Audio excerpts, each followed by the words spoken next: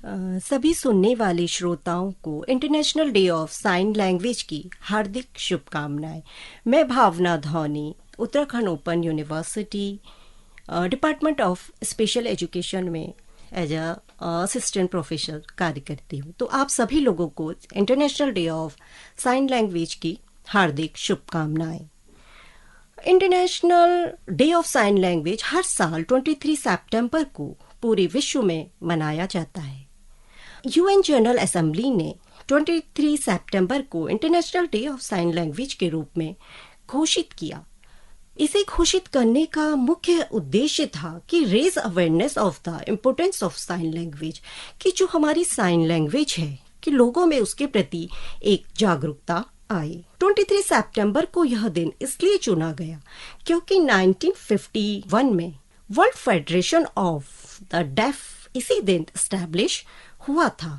ये जो फेडरेशन है, इसका जो मेन गोल है ये था preservation of sign language and deaf culture. तो इसी दिन को international day of sign language के रूप में चुना गया। The international day of sign language was first establish in September in 2018।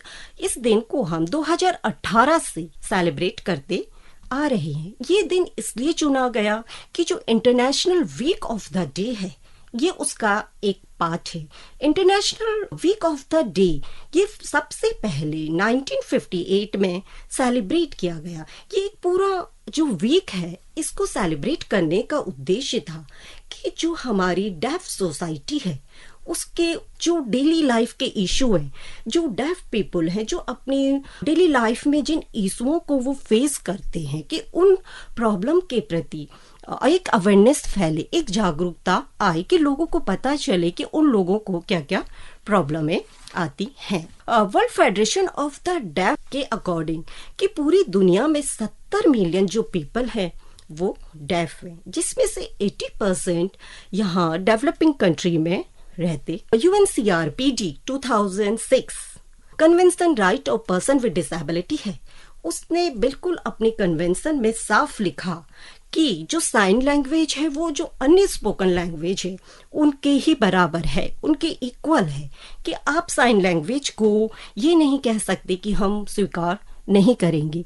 तो इसी UNCRPD के आधार पर जो हमारे देश में RPWD एक्ट 2016 आया, इसमें भी साइन लैंग्वेज को एज अ कम्युनिकेशन के माध्यम के रूप में स्वीकारा गया कि कोई भी स्कूल या कोई भी संस्था ये नहीं कह सकती कि हम साइन लैंग्वेज को एज अ लैंग्वेज या एज अ कम्युनिकेशन के रूप में स्वीकार नहीं करेंगे।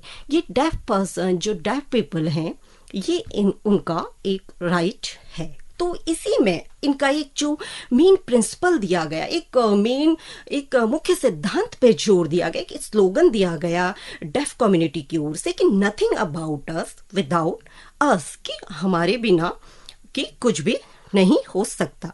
इसका जो एक थीम दी जाती है हर साल जब ये दिन मनाया जाता है, तो इस साल की जो थीम है वो है साइन लैंग्वेज यूनाइट अस, कि साइन लैंग्वेज जो है वो हमें क्या करती है, संगठित करती है।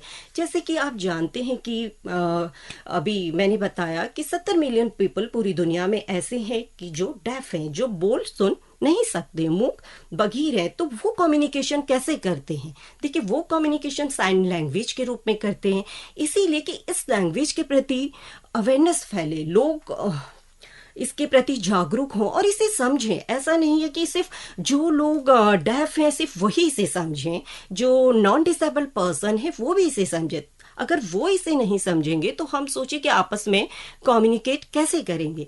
तो जो हमारा RPWD एक्ट है वो इस बात पे जोर देता है कि जितने भी हमारे प्राइवेट सेक्टर हैं, हमारे जो गवर्नमेंट सेक्टर हैं, कि लोगों में इसके प्रति अवेयरनेस फैले। हमारे समाज में, हमारे स्कूलों में हम इंक्लूजन की बात करते हैं। RPWD एक्ट बात करता है इंक्लूसिव सोसाइटी, इंक्लूसिव एजुकेशन।